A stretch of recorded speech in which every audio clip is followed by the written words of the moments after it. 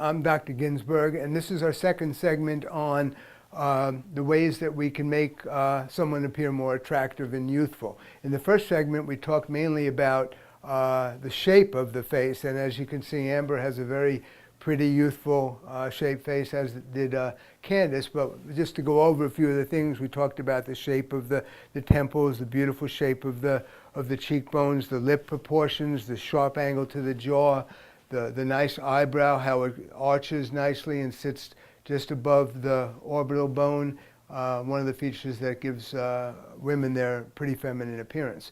What I'm going to talk about in this segment is the skin surface. In the first segment, we talked about how we reshape the face and things we can do to eliminate lines caused by muscle movement. But what makes a youthful face look young is the color, texture, and tone of the skin. Amber's very young. She has a very smooth, pretty complexion. There's no brown spots, there's no red spots, there's no sun damage. But unfortunately, as we get older, due to aging or lifestyle habits, people develop freckles, they develop little spider veins, the skin will take on a little yellow, sallow-ish color. From repeated bending of the skin, particularly around the mouth, people will get what's called smoker's lines, which are not necessarily due to smoking, they're due to repeated pursing of the lips. When we go like this, our lips contract and we get little lines above the lips. Over a period of time, those lines will remain at rest.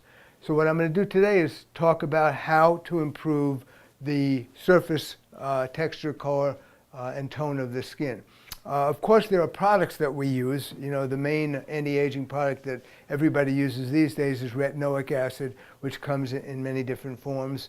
Retin-A was the first brand, was used as an acne treatment, but we later discovered that it removed brown spots and made the skin smoother looking. Beyond Retin-A, there are many treatments that we perform in order to make the skin look younger. And we can divide those treatments into two categories: ablative, which means to burn or remove, and non-ablative, which produces no recovery and no change in the actual surface of the skin immediately after the treatments. The laser that I use is called Cyton, and Cyton is one of the most advanced lasers available. Cyton offers ablative and non-ablative treatments. The popular non-ablative treatment is called photofacial. BBL stands for broadband light, and the new term for repeat treatments is called Forever Young. The technology involves delivering energy through the skin. We do not burn the top layers of the skin, but the energy goes through the top layers of the skin, targets brown and targets red. So if someone comes in and they have, freckling or sun damage causing the skin to turn brown, we advise them to get a series of BBL treatments, a series of photofacials.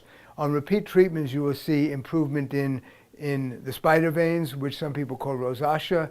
You will see lightening of brown spots, and you will also see new collagen deposition, which gives the skin a smoother look and helps with fine lines.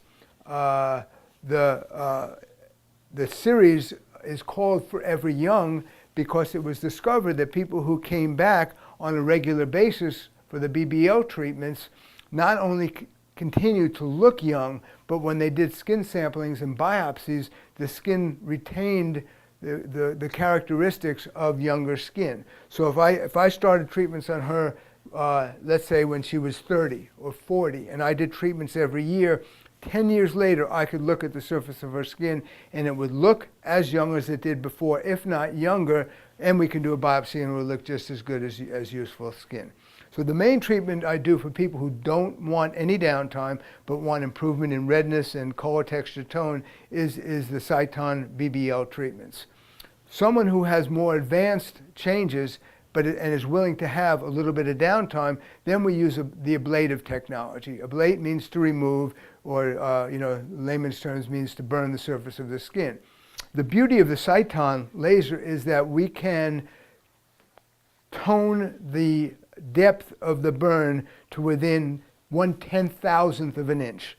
So if someone wants to come in and just wants a teeny little bit of brightening treatment, they will get a 4 micron peel. They'll be a little bit red that day. The next day they put their makeup on and they go to work. Their skin will look brighter. It removes a little bit of the brown. And if they do a series of those treatments, you'll get more and more improvement. That's about the lightest treatment you can do is a 4 micron micro laser peel.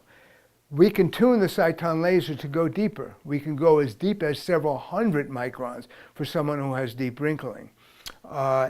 In order to get a positive effect on the wrinkling, generally we have to go between 50 and 100 microns. And that generally has a 2 to 3 day recovery time. So if you're coming into me and you say, you know, what can you do to make my skin look younger, I'll recommend either ablative or non-ablative treatments. And your choice will depend on how much downtime you can afford. If someone is in their 50s and 60s and wants significant improvement, I might recommend a 200 or 300 micron peel, but they would have to be willing to take 3 to 5 or even 7 days off from work. Deep wrinkles around the mouth are one of the hardest things to treat. In order to go deep enough on that, generally we need a 5 to 7 day recovery. The results can be dramatic. It can absolutely make an older wrinkled face more youthful and attractive. So in summary, what we've talked about is the ways to improve the surface of the skin by use of various products and non-ablative and ablative resurfacing. So that would, you know, if someone came in for consult, we would have to take in consideration what their aesthetic goals were and whether or not they were willing to have downtime. I'm Dr. Barry Ginsburg, and I hope you've enjoyed this discussion on skin resurfacing.